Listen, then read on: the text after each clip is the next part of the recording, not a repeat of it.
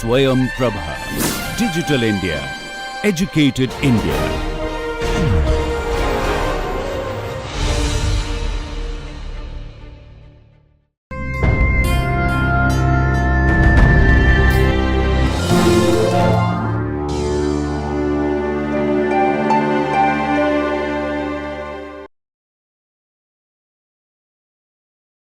Students, welcome back to Developmental Biology course.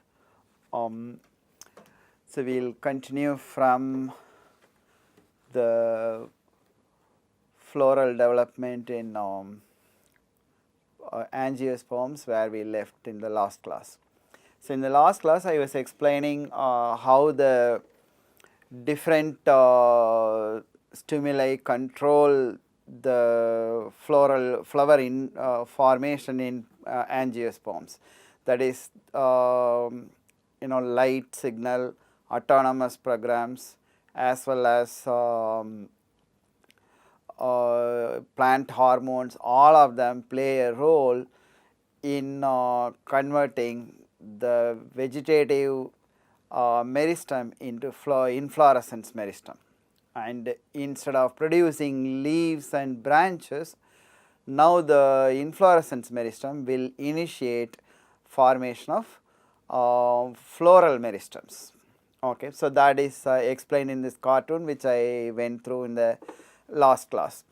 Very briefly, signals such as light sensed by different plant organs, although in this cartoon it's prominently pointing to the leaves, generates a signal like flowering locus T, which translocates to the tip and associates with transcription factor like FD and initiates the expression of floral meristem identity genes such as leafy and apetala.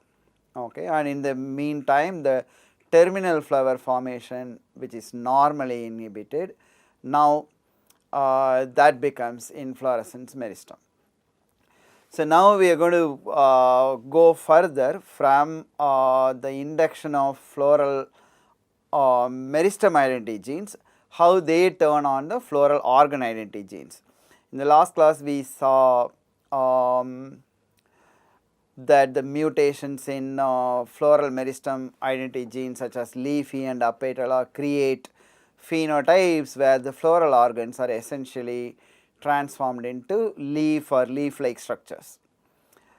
So this is the apetala 1 and cauliflower double mutant where you have inflorescence meristems repeatedly forming instead of floral meristems, giving a cauliflower-like look appearance. And I also told that the floral meristem genes activate region specifying genes which control the boundaries of expression of the floral organ identity genes. So today we are going to focus on what are the floral organ identity genes and how do they function. So the floral identity genes belong to three broad categories called A, B and C groups, and the model to explain how the organs are determined is called the ABC system, okay, or the ABC model. So it's quite simple. If we look at it, you have class A genes. So in a certain region within the flower primordium, if class A alone is expressed, it's going to become a sepal. Like for example, the outer wall. Okay, it's a concentric circles in which the different organs are specified. The outermost forms the sepals or the calyx, and then you have the corolla which forms the petals, then you have the stamen, and then you have the carpel. So these are the four concentric circles or whorls, W-H-O-R-L, whorl. So if A alone expressed, then it's going to become sepal, like the outer one, and if A, B are expressed like the next concentric circle, it's going to form petals, and if B and C are expressed, it's going to be stamen, and if C alone, then it is going to be calyx. So this, how such an overlap could be there becomes obvious when we consider this sort of a cartoon. So you have A alone, A, B in this, B, C and then C. So this is wild type forming sepal, petal, stamen and carpel. Okay. So now if you have a mutation like apetal or 2 where you do not have A expressed, now C extends into all the layers. Now we know C alone means carpel and that is what ends up happening in the outermost. The carpel forms where you should actually get sepals. Okay. In the calyx wall you have the carpel. And then BC will be stamen like normally in the third one whatever happens, now in the second, and third is normal and the fourth is also normal in this.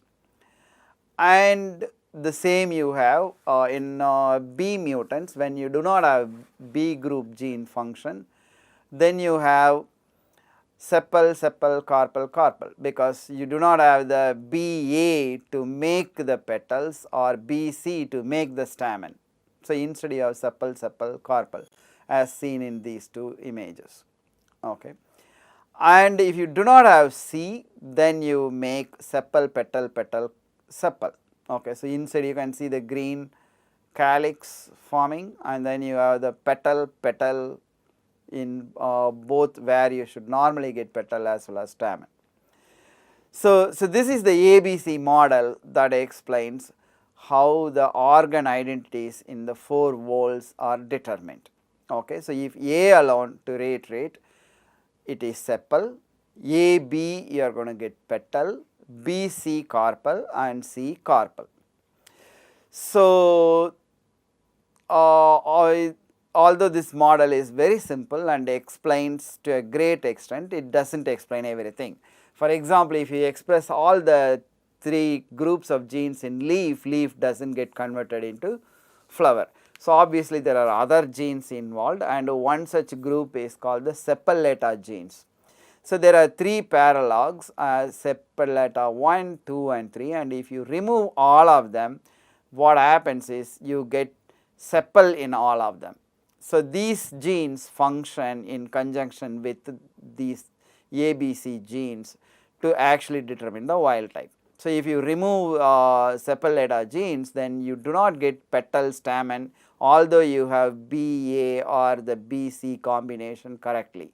So in addition to that, you need the sepallata group genes to form the normal organs. And if ectopically expressed, the sepallata genes can convert leaf into a petal, sepal, and that is why it is called sepallata.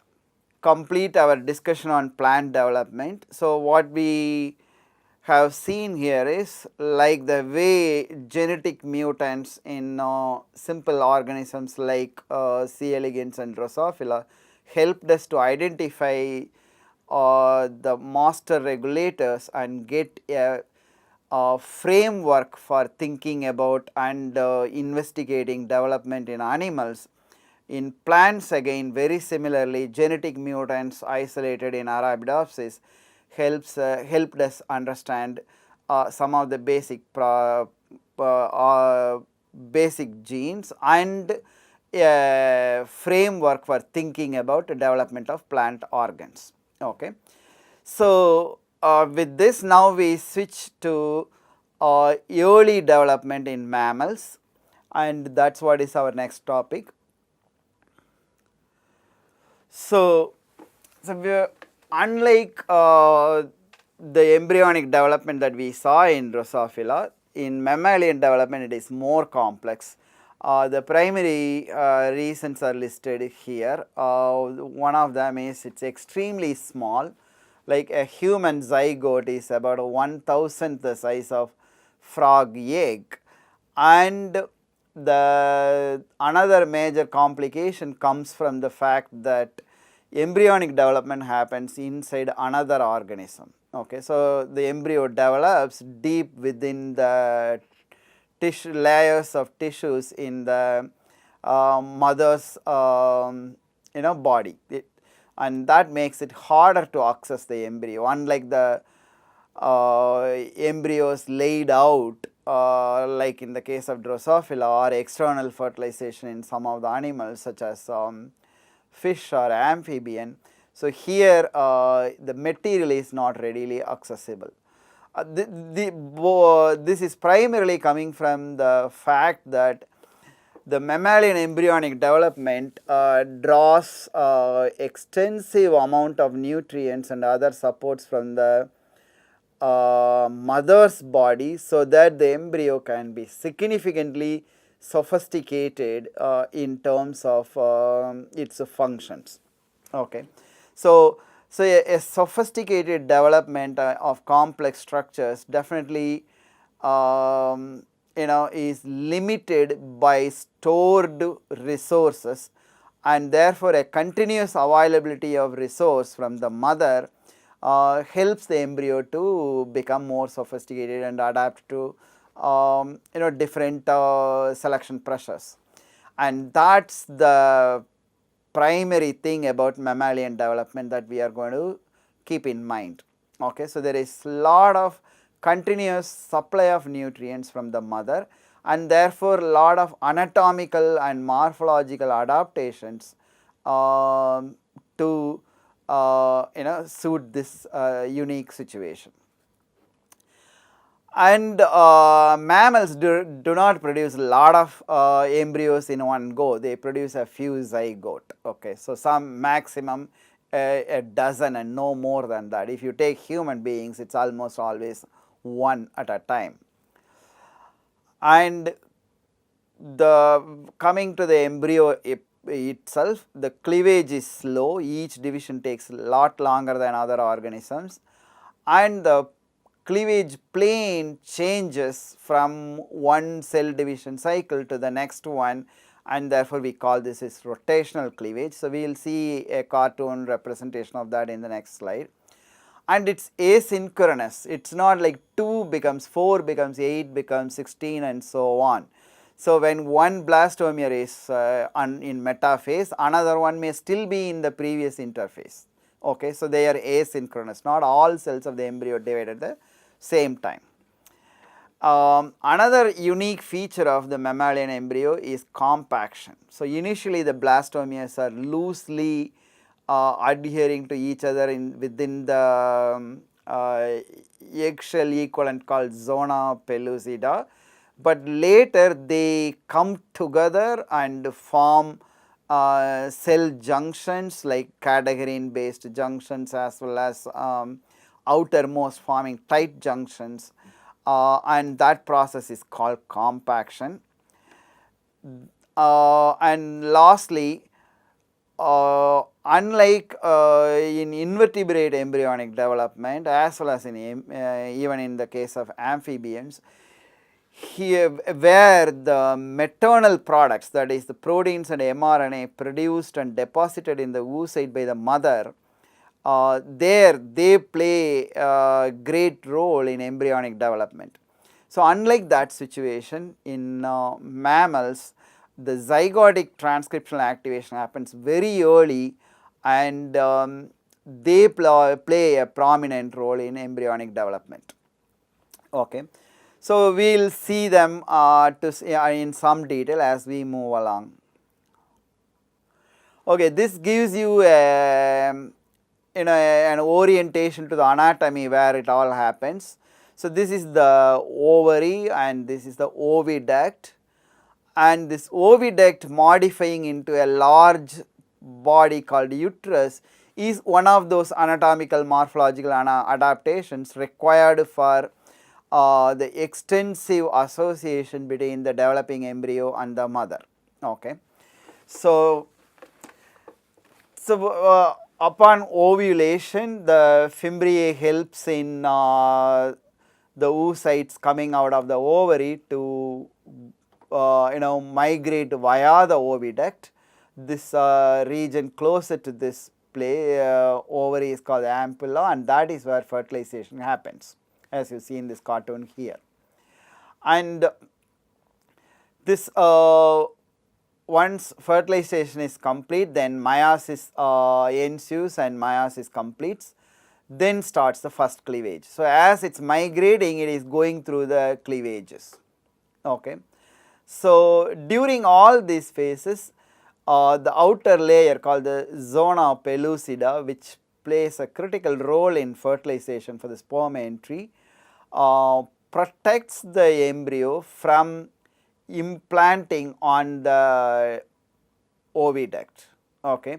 So the implantation is a new word here. Implantation meaning attachment of the embryo to the mother's body and sets up a conduit for nutritional flow, and that happens only here in the uterus, okay, between the outer layers of the embryo and the epithelial lining of uterus called endometrium. So we will see that in detail later, and only here this adherence should happen, and having it happen here does not permit embryonic development, because this is anatomically a narrow region and leads to hemorrhage, leading to often death of the mother. So this, if it happens, it's called tubal pregnancy, and that is often fatal, and that is prevented by this zona pellucida layer. And as it moves, first cleavage, then second, and so on, and then finally it comes to the uterus and where it gets implanted. Okay, so this is anatomical overview. So we will get into the details and the molecules involved as we proceed further. Okay, so this tells you about the rotational cleavage. So in amphibian, what you see is, we didn't get into the amphibian embryonic development for want of time. So we skipped that and we directly moved into the mammalian development. In amphibian, the first division as well as second division, both as shown by these two plate-like structures, happen longitudinally, that is in this particular cartoon, top to bottom axis. Whereas in mammals, the first cleavage is like that, but the second cleavage, for one blastomere it is the same, longitudinal or meridional cleavage, and the second one happens horizontal or equatorial cleavage. So this is what we call as rotational cleavage. Okay. First meridional, then second one of the blastomeres, that is 2A, meridional, while the other one equatorial. Okay, so this is the rotational cleavage. Although this pattern happens, this is not really critical for the embryonic development, because the later embryo comes from any of these cells, and there are no cytoplasmic partitioning of maternal determinants to any specific blastomere. So none of the four are determined to become the future germline, okay, like the cells that form the gametes. And at the same time, any of the four can actually become. So you have regulative development happening here, which we learnt earlier, and as a result, these cleavage patterns, although they happen, and this is characteristic of mammals, they are not critical for embryonic development. Okay, so here we have the microscopic images of the actual embryo. So this is the first cleavage, second cleavage, and the third. Here you have 8 cells. So at this stage, the blastomeres are loosely packed within zona pellucida. Okay, so from here they go through a process of compaction, where the cells come together and attach to each other, and the outer layer of cells form tight junctions, that is membrane fusions. So therefore the inside of this stage called morula, the next one is called morula, the 16 cell stage, is sealed off from the outside. Okay, membrane fusion tight junction means you can't have any liquid flow from outside to inside across the tight junction, and the cells inside form gap junctions, allowing transport of ions among the inner cells, and that is how we get to the 16 cell stage called the morula. And at later stage of this, we have separation of 2 cell layers. This is the first sort of differentiation that happens. The inner cells form what is called inner cell mass, and the outer layer forms what is called trophoblast. And this trophoblast is the one that is going to be crucial for this attachment here, implantation. And the inner cell mass is the one from which we get the entire embryo. Okay, so this is how this separation happens. So the trophoblast is an anatomical specialization from the embryo's part to establish the mother fetal connection for the nutrient to flow from the mother to the fetus and the waste products to be removed from the fetus to the mother system. Okay. So the trophoblast is going to produce differentiated cells and finally contribute to the structure called chorion. Don't worry about the spelling for the word, it is coming a couple of slides later. And the chorion undergoes different extensive morphological changes and becomes the embryonic part of a structure called placenta. Okay. And mother also contributes to the placenta part, and that part is called the decidua. So decidua from the endometrial lining here, and the trophoblast derived cells forming the chorion. The decidua and chorion together form the placenta and establish the connection between the two. So the inner cell mass is the one that is actually going to produce all the rest of the cell types forming the complete embryo. So at this stage, the cells before this stage, any of the cells, for example at this stage, any of these cells could have become trophoblast or inner cell mass, and therefore these blastomeres are called totipotent because they have the ability to generate all cell types of the embryo and the trophoblast as well. While the inner cell mass buried within this, while giving rise to all other cell types of the embryo, it does not produce trophoblast. As a result, they are not called totipotent, instead they are called pluripotent because they have the ability to make multiple cell types, and that is why that pluri prefix. So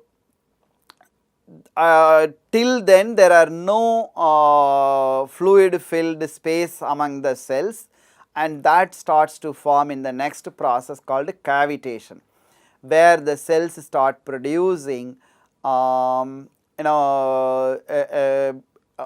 channels that are going to secrete potassium into interstitial space. Sodium into the interstitial space, and due to that to balance the osmotic pressure, the water flows in and leading to the cavity that is filled with the fluid, and that we call as blastocele. Okay.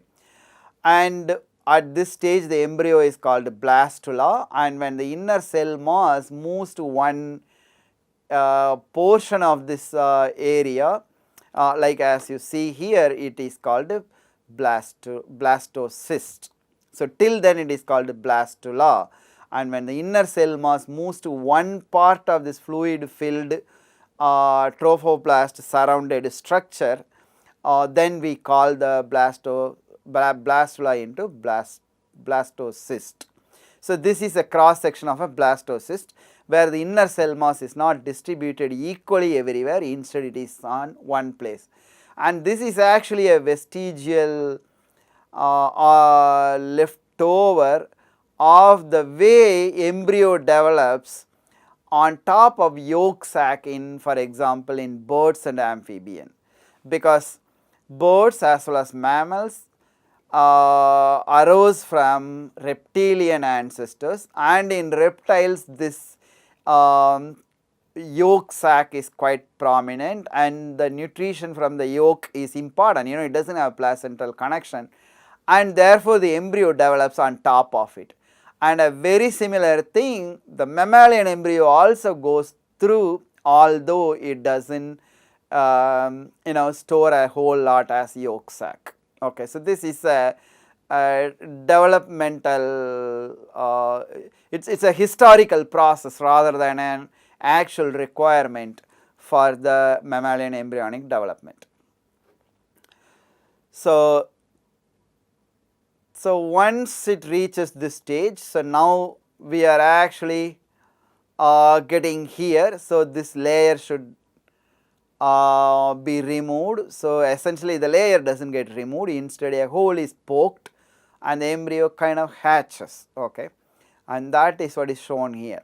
So proteases are secreted by the embryo, probably the trophoblast, digests like a trypsin like protease secreted by the trophoblast, digests a hole in the zona pellucida which was preventing premature implantation that I explained earlier, and the embryo comes out. So this is a cross section showing such blastocysts in the mouse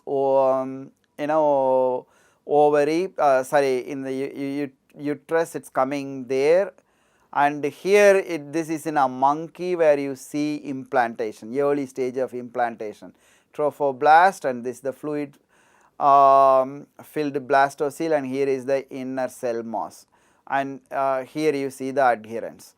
And this adherence is a quite extensive and complex and sequential process.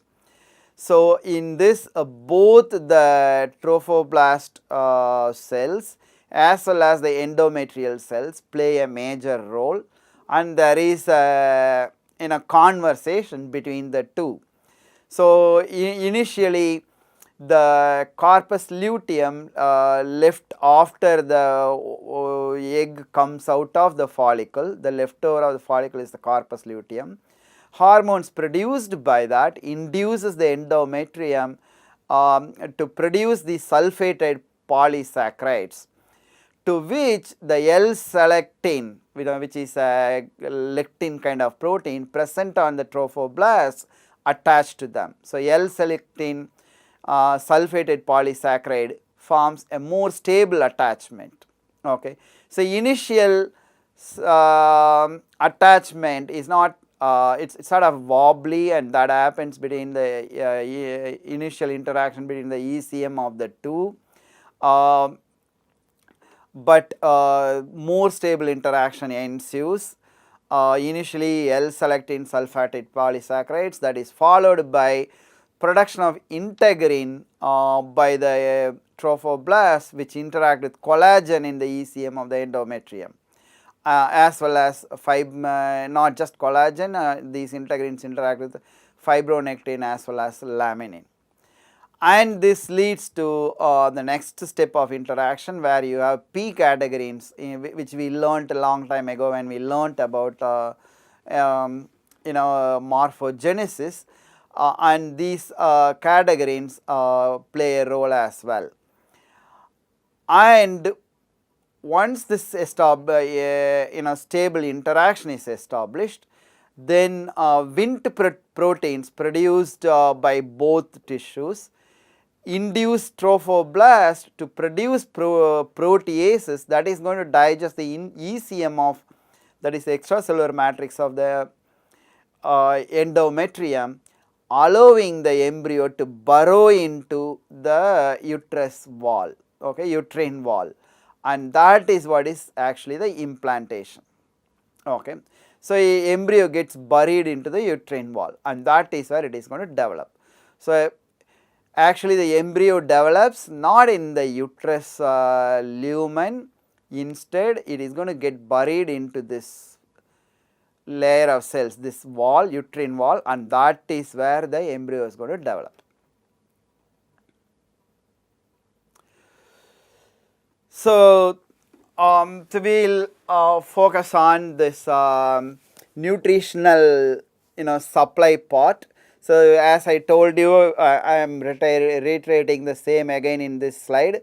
Mammalian embryo obtains nutrients from the mother, and that requires these anatomical changes.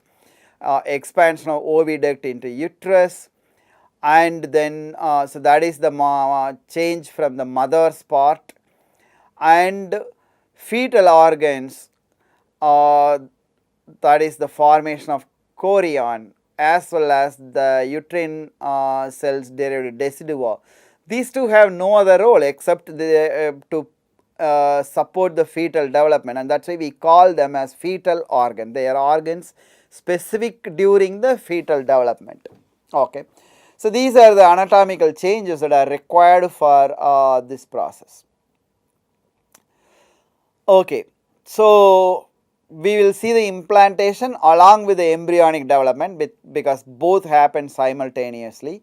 So at an early stage, like a 7-day-old blastocyst, if you look at this, so this is the inner cell mass, blastocele again, trophoblast here. So you have cells, two kinds of cells here in the inner cell mass. One is hypoblast and the other one is epiblast. We will see what these two are going to form as we move along. The main point here is, as you see in the two color coded staining, this GATA6 is a transcription factor specific to hypoblast and NANOG is a transcription factor specific to epiblast, and the both kinds of cells are intermingled here. They have not separated into for example 2 layers. So they are mixed, but later they are going to get separated into 2 layers as you see in this cartoon. The one that abounds the blastocele is going to be the hypoblast, and the one on the opposite side is the epiblast. So the entire embryo actually develops from the epiblast. Okay. So we saw setting apart the trophoblast, then I said the inner cell mass is the one from which embryo is going to form. Now the inner cell mass has separated into epiblast and hypoblast. Now epiblast is the one from which embryo is going to form. Hypoblast is going to form a lining here, forming what is called extra embryonic endoderm, that we will see as we go along. Then this actually is going to again separate into 2 layers. One is going to line a cavity that is going to form here. Remember, this is blastocele, this is also a fluid filled cavity. But for embryonic development later on, this cavity that is going to form, amniotic cavity, is going to be important. This is going to enlarge and is going to become a fluid filled sac called the amnion, and the amniotic fluid acts as a shock absorber for the developing fetus, and that is going to be lined by cells coming from this epiblast, and they are going to be called the amniotic ectoderm. And embryonic epiblast, the other portion, will be the one from which embryo is going to form. So we had ECM becoming epiblast and hypoblast, and epiblast is going to become amniotic ectoderm and embryonic epiblast. Okay. And in the meantime, the trophoblast is going to differentiate into cytotrophoblast, which again later is going to produce another type called the syncytiotrophoblast. So this syncytiotrophoblast is the one that actually establishes extensive contact with the uterine wall and finally going to draw the blood vessels, mother's blood supply to the embryo and form a connection, which we will see later. So these structures are now more obvious here. The hypoblast delaminated from this layer and now has migrated, forming a lining of the yolk sac, and this is going to be the yolk sac. Okay.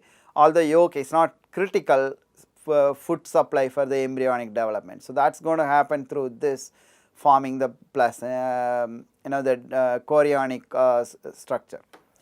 And this is the amniotic ectoderm that arose from this epiblast, and this is the embryonic epiblast. Okay.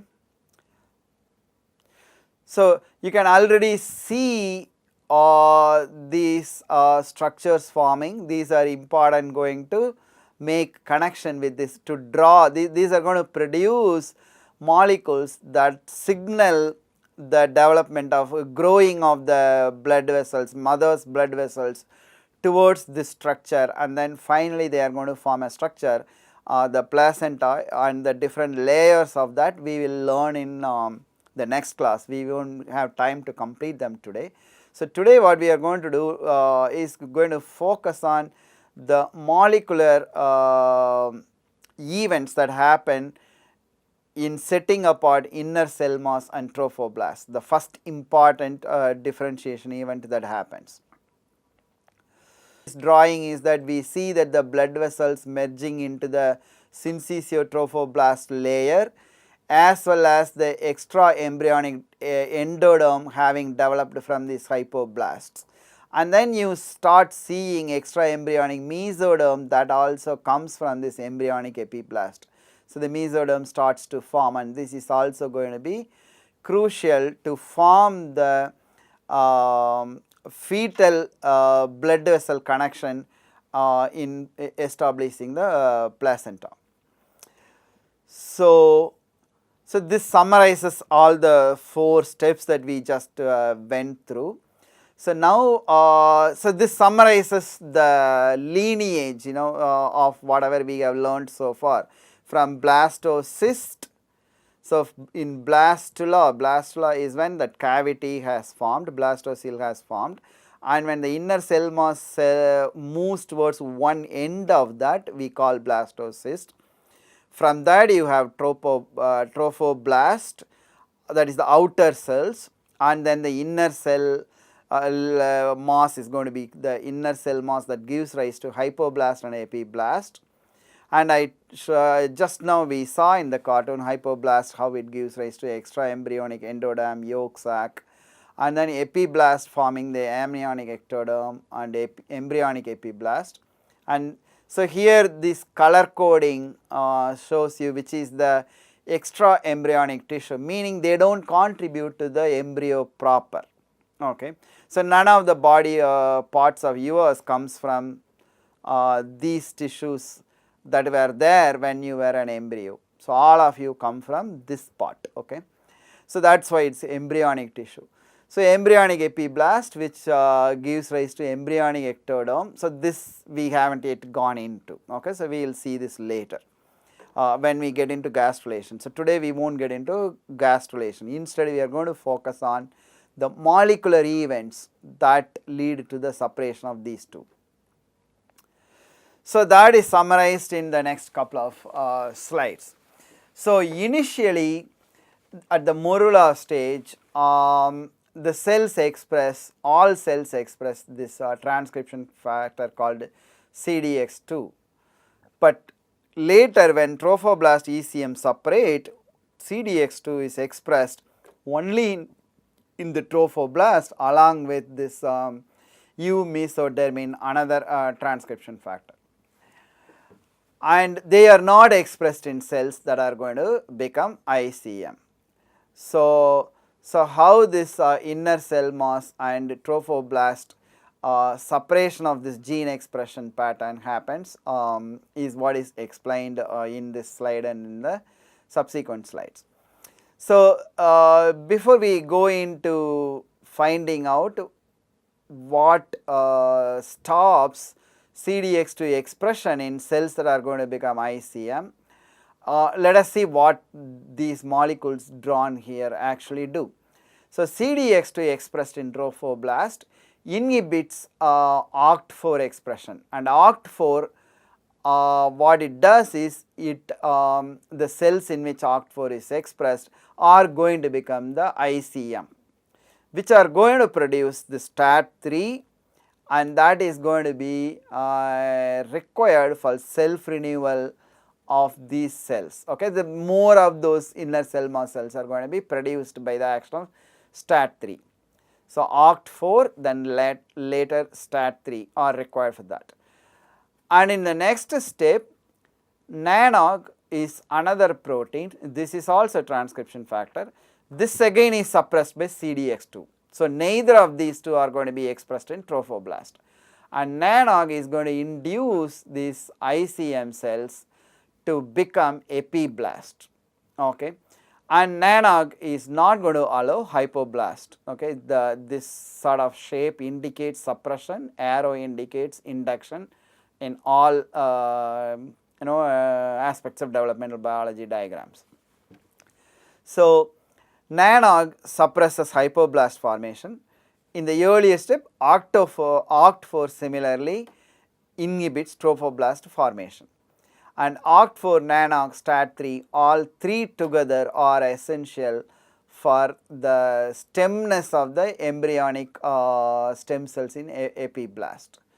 So the stem cells that we take out of embryo, and if we culture in a way the expression of these three are maintained, they are the embryonic stem cells, which can be used for differentiating different kinds of tissues, the differentiated structures. Okay. So that is where the ES cells that you might have heard popularly come from. So these are the cells coming from the epiblast, maintaining the expression of these three transcription factors. So here is the structure of an embryo shown. ICM here with the OCT4 expression, that's the color is the OCT4 expression, and these are the hypoblast cells, the green color ones, and here you have the integrin protein expression indicated by the blue, and these are the trophoblast cells. Okay. So now let us see why CDX2 does not express here in the cells that are going to become ICM. So those are the cells that are present inside, and these are the cells present outside. This inside outside difference seem to be the cue for the differential gene expression here. Okay. So that is shown in this summary cartoon, but we will see in some detail in the expanded version of the same. So we already know OCT4 suppresses CDX2, so here we saw that. So CDX2 expression is actually induced by a transcription factor called TED4, and this TED4 is expressed in all cells at the medulla stage, and it is located in the nucleus, bound to the promoter of CDX2, but does not activate CDX2 expression in the ICM cells, and it does activate only in the trophoblast. Okay. And it also induces the other transcription factors that are required for the trophectoderm formation. So why does this not activate CDX2 in the ICM cells? That is because the ICM cells having gap junction on all sides, which is sensed, that attachment on all sides is sensed by the hippo pathway, and that pathway activates a protein called LATs that ubiquitinates another protein called YAP and promotes its degradation. Okay. And as a result, YAP does not go into the nucleus and associate with the TED4. And experimentally it has been seen that YAP is localized to the nucleus only in the trophoblast cells and not in this. And in the trophoblast, on the other hand, the hippo signaling is not active, presumably due to cell polarity, because here this side is not connected to another layer of cells as you see here. So here you have an apical basal polarity in this cell, and that presumably inhibits this hippo pathway. As a result, LATs does not get phosphorylated and active, and that does not go and LATs does not get activated and phosphorylated YAP, and only phosphorylated YAP gets degraded, and the unphosphorylated one is not targeted for degradation, and therefore it is available to migrate into the nucleus where it associates with TED4. This is why, so TED4 requires, you remember, transcription factors acting combinatorially. So here is another example of that. So YAP TET4, when they both are together, then only the downstream targets get transcribed. So here without the YAP, TET4 does not activate. So this is the reason CDX2 is expressed only in the trophoblast, and the rest are consequences of that. So the rest of the things that we saw here. So now CDX2 is not expressed in these cells due to that, and as a result they activate OCT4, and OCT4 is going to suppress CDX2, and this mutual antagonism between these two reinforces the separation of the trophoblast and ICM, and they remain separate. Okay. So that is how the inner cell mass trophoblast separation is controlled by sensing this apical basal polarity Q that is formed by what we saw here. Okay. So the outer cells that formed tight junctions, and the inner cell mass that formed gap junctions and remained inside. This is sensed and translated into differential expression of transcription factors, and that differential expression of transcription factors drive all these changes that we are seeing here. Okay. So this completes our description of early embryonic development up to gastrulation. So tomorrow we will continue on the mammalian embryonic development starting from gastrula. Okay.